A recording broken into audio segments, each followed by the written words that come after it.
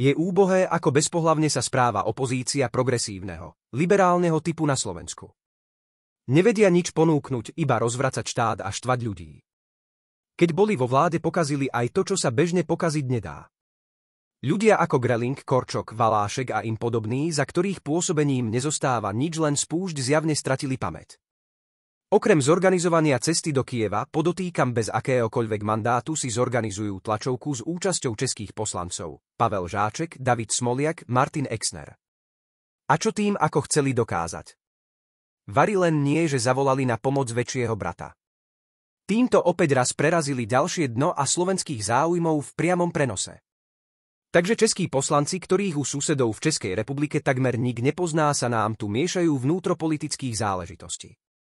Osobne rázne hovorím, že toto je pre mňa absolútne nepriateľné.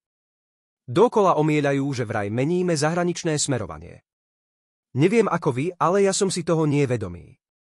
Áno, máme názor, ktorý je vcelku v rozpore s eurohujermi zo Slovenska a Čiech, ale sa pýtam, a čo? Vari sme ovce, čo majú všetkému zatlieskať.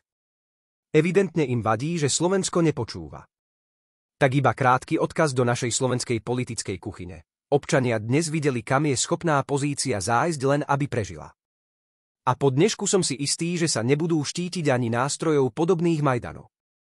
Nastala chvíľa, keď treba oddeliť zrno od pliev.